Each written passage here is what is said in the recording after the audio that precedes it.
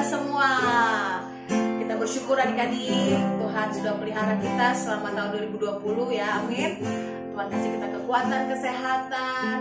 Dan adik-adik di tahun yang baru ini, adik-adik kita awali dengan mengucap syukur sama Tuhan. Kita mengawalinya dengan penuh harapan sama Tuhan. Kita percaya adik-adik, tahun 2021 Tuhan akan selalu beserta dengan kita, amin. Adik-adik, sekarang kita mau memuji menyembah Tuhan. Siapa di sini yang bersuka cita mau memuji menyembah Tuhan? Ya, kita mau menyanyi, menari buat Tuhan, amin. Ya, sebelumnya kita mau bertepuk tangan dulu buat Tuhan. Mana tepuk tangannya buat Tuhan? Kita mau angkat pujian ini adik-adik. Kita mau bersuka cita, kita mau bersyukur atas kebaikan Tuhan dalam kehidupan kita. Yeay. Adik-adik di rumah, siap untuk menerima sukacita dari Tuhan? Terima sukacita surga, itulah kekuatan bagi jiwa.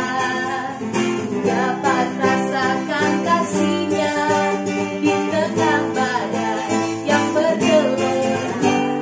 Terima sukacita surga, itulah kekuatan bagi jiwa.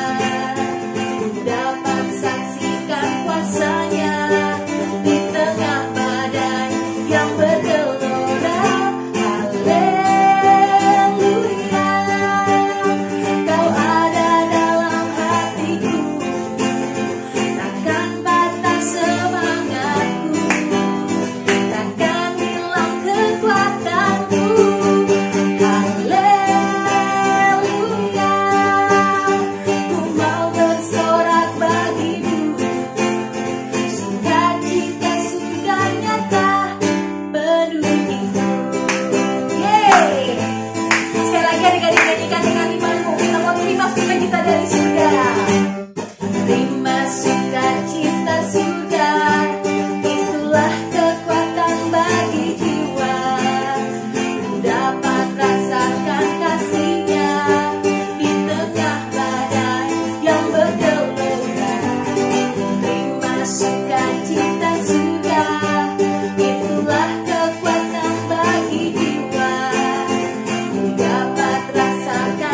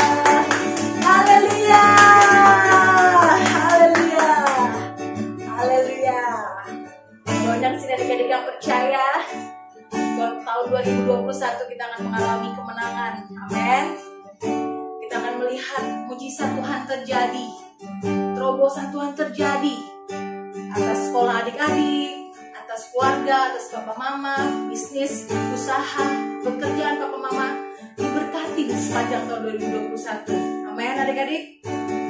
Kita mau datang sama Tuhan saat ini. Kita mau mengucap syukur.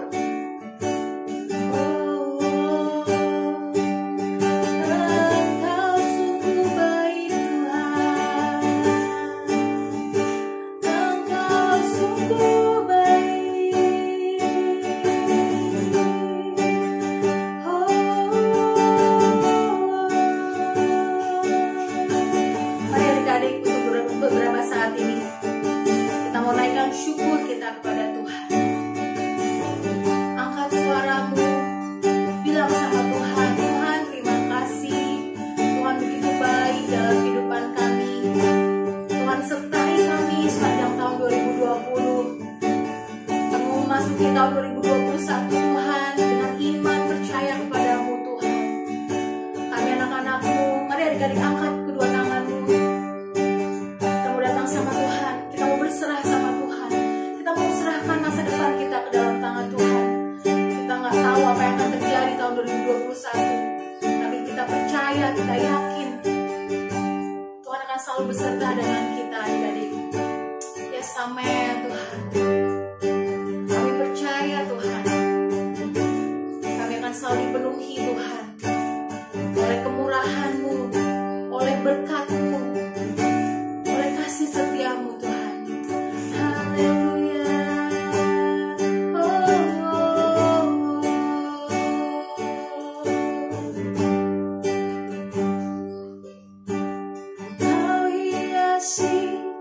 Kehidupanku dengan kemurahan-Mu,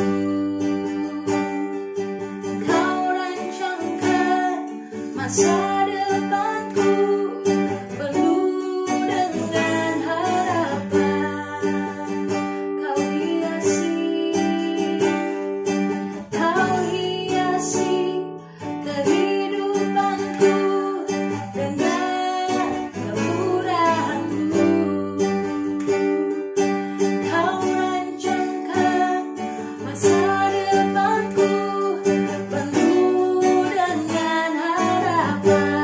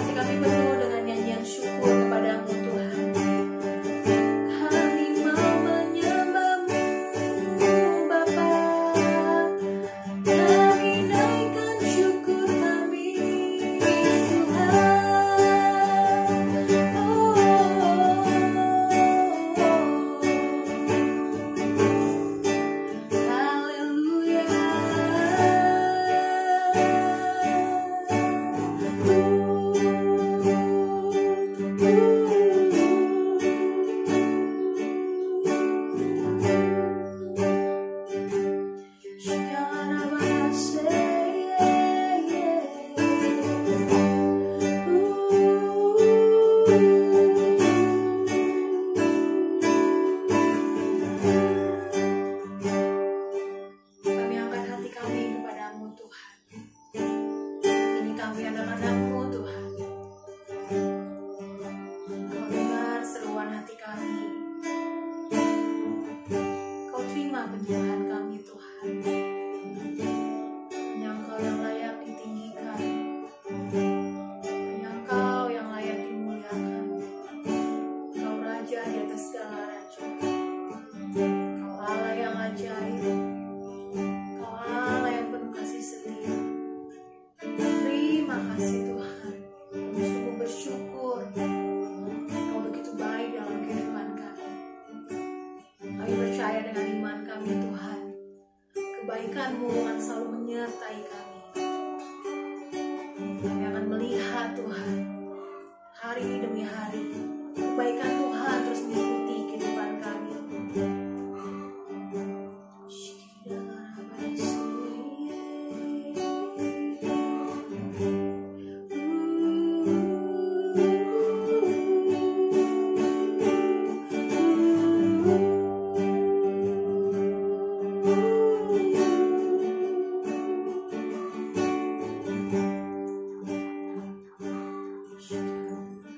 Your goodness is running after me.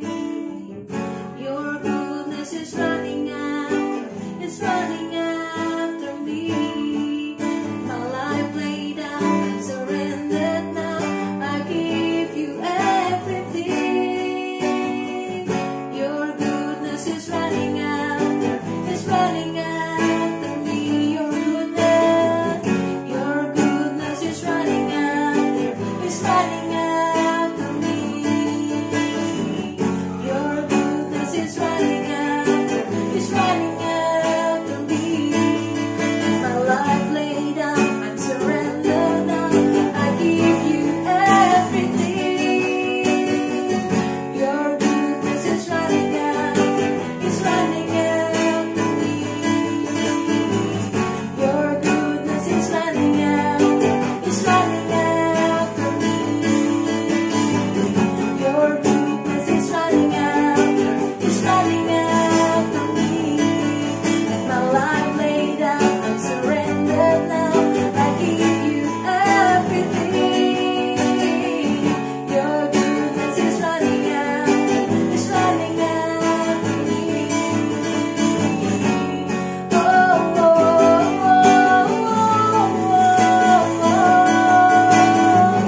oh,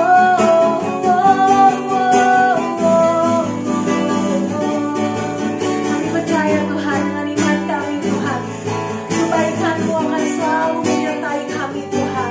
Kami akan melihat Tuhan kebaikan-Mu Tuhan akan terus terjadi dalam kehidupan kami.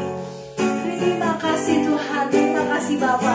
Kami sungguh mengucap syukur Tuhan di tahun yang baru ini Tuhan.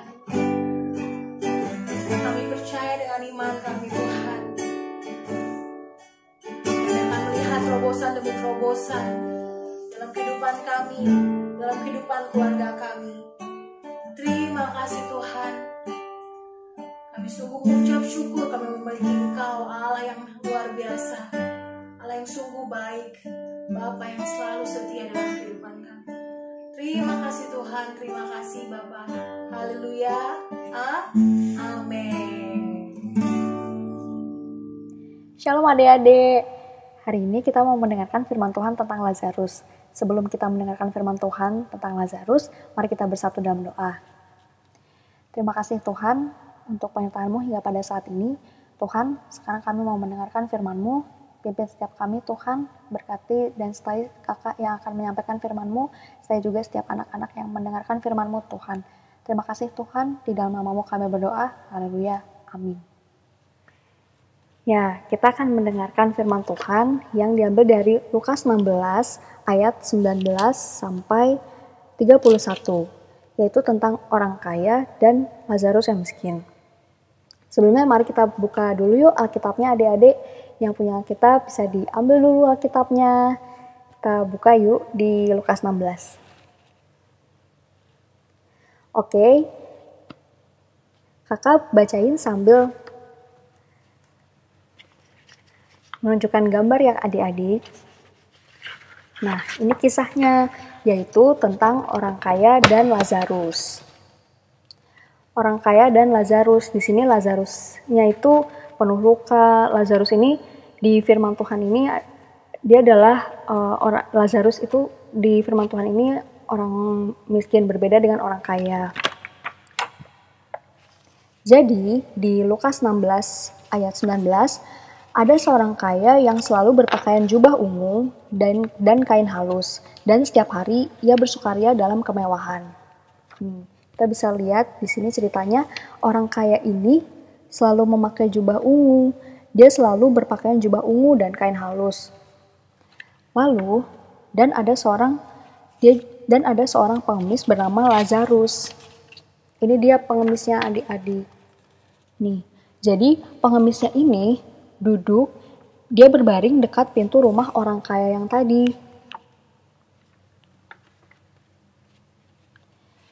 Dan Lazarus ini,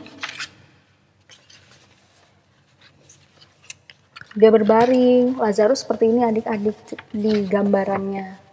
Dia berbaring dekat pintu gerbang rumah orang kaya tersebut.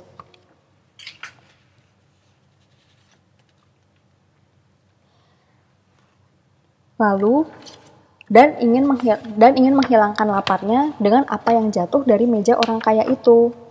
Jadi Lazarus itu, dia ingin makan, tapi Lazarus itu makan dari hasil makanan orang kaya, maksudnya sisa makanan orang kaya. Sisa makanan orang kaya yang tadi kita lihat bahwa dia itu selalu berpakaian ungu dan juga memakai kain halus. Bahkan adik-adik, malahan anjing-anjing datang dan menjilati luka-luka di tubuhnya dari Lazarus. Ini anjing-anjing itu, dia menjilati luka-luka di tubuh Lazarus.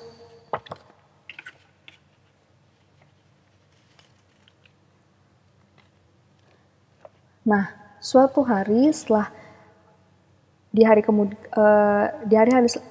suatu hari kemudian pada di Lukas ayat 22 kemudian matilah orang miskin itu. Jadi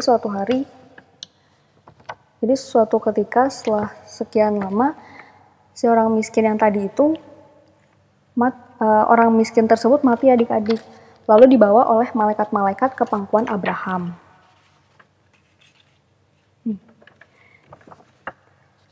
Kita bisa lihat di sini bahwa kegembiraan mulai di saat Lazarus meninggal. Yesus berkata malaikat-malaikat membawanya untuk bisa bersama Abraham. Dikatakan di ayat 22, kemudian matilah orang miskin itu, lalu dibawa oleh malaikat-malaikat ke pangkuan Abraham. Nah, orang kaya itu juga mati lalu dikubur. Ini orang kaya itu adik-adik. Orang kaya itu juga mati lalu dikubur.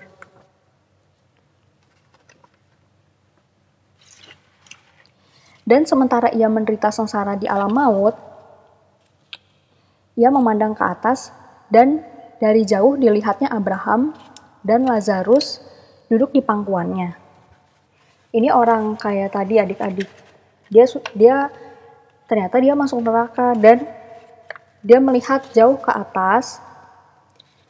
Dia melihat Lazarus bersama Abraham.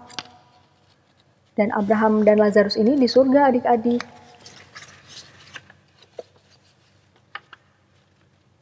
Lalu ia berseru. Orang kaya ini berseru kepada Abraham. Dia berkata, "Bapak Abraham, kasihanilah aku.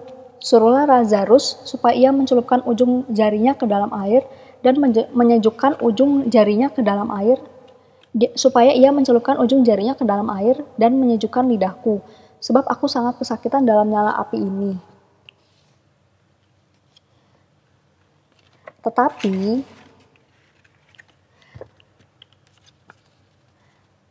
Tetapi Abraham berkata, "Anak, ingatlah bahwa engkau telah menerima segala yang baik sewaktu hidupmu, sedangkan Lazarus segala yang buruk. Sekarang ia mendapat hiburan dan engkau sangat menderita.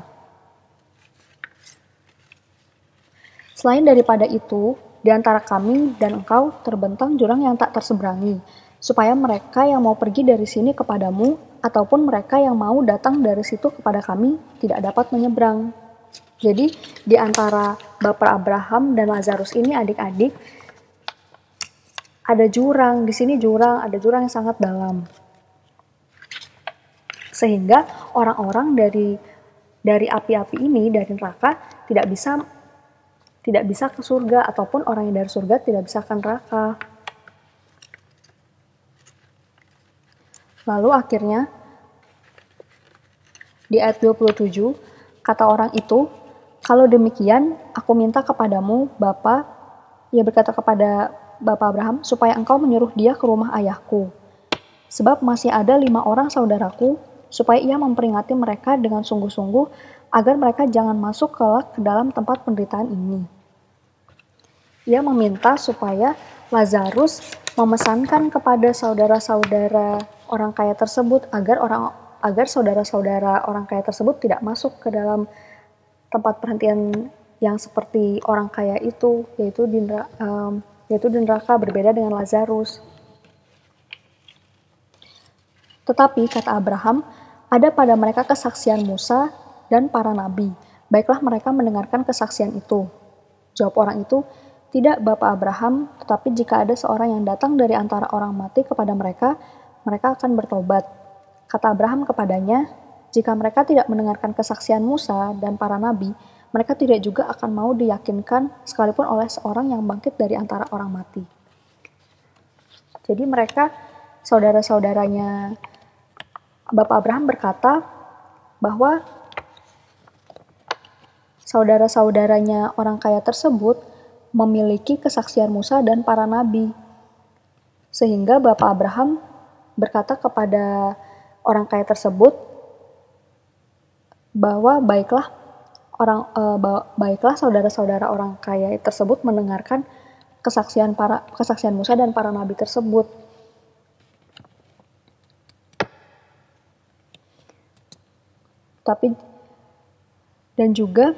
Tetapi seorang kaya tersebut berkata bahwa harus ada orang yang telah mati yang datang kepada mereka agar mendengar kesaksian itu mereka bertobat. Tetapi Bapak Abraham berkata bahwa jika mereka tidak mendengarkan kesaksian Musa dan para nabi, ini ceritanya ilustrasi kesaksian Musa dan para nabi, adik-adik. Kalau mereka saja tidak mendengarkan kesaksian Musa dan para nabi, mereka tidak juga akan mau diyakinkan sekalipun oleh seorang yang bangkit dari antara orang mati. Nah, sekian firman dari Lukas 16 ayat 19 sampai 31. Apa yang dapat kita pelajari dari firman Tuhan tersebut? Yang kita bisa lihat di Lukas 16 ayat 25. Kita baca bersama-sama ya.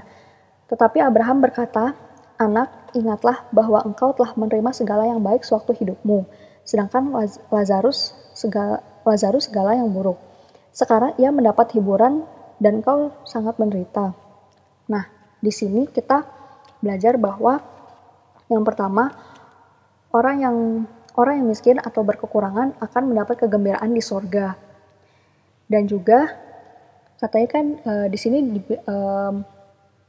dikatakan bahwa sedangkan Lazarus segala yang buruk. Sekarang ia mendapat hiburan dan engkau sangat menderita. Nah, tetapi bukan berarti kalau kita kaya kita pasti akan menderita atau kita pasti akan masuk neraka. Tapi kita harus dengan uang yang kita punya, kita yang pertama, kita tidak boleh cinta uang. Seperti di Matius 19 ayat 22. Di situ kisahnya tentang seorang pemuda yang kaya yang dia tidak mau dia tidak mau menjual harta miliknya saat dia mau mengikuti Yesus. Dan yang kedua bahwa kita tidak boleh menggunakan uang dengan sembarangan, dalam arti kita tidak boleh berfoya-foya. Jadi dua hal tersebut yang ingin kakak bagikan pada hari ini. Dan kita belajar untuk kita tidak boleh cintakan uang dan kita tidak boleh menggunakan uang dengan sembarangan. Mari kita sama-sama belajar adik-adik untuk tidak menggunakan uang dengan sembarangan, tidak berfoya-foya. Kita juga bisa memberi barang tidak hanya sekedar keinginan, tapi dari kebutuhan. Sekian firman hari ini. Mari kita bersatu dalam doa sebelum menutupi ibadah. Tuhan, terima kasih Tuhan untuk ibadah hari ini. Tuhan, tolong ajar kami Tuhan untuk tidak cintakan uang, dan tolong ajar kami juga untuk tidak berfoya-foya Tuhan. Tolong ajar kami supaya kami dapat memanfaatkan uang yang ada pada kami dengan sebaiknya Tuhan. Terima kasih Tuhan, di dalam nama-Mu kami berdoa. Haleluya. Amin.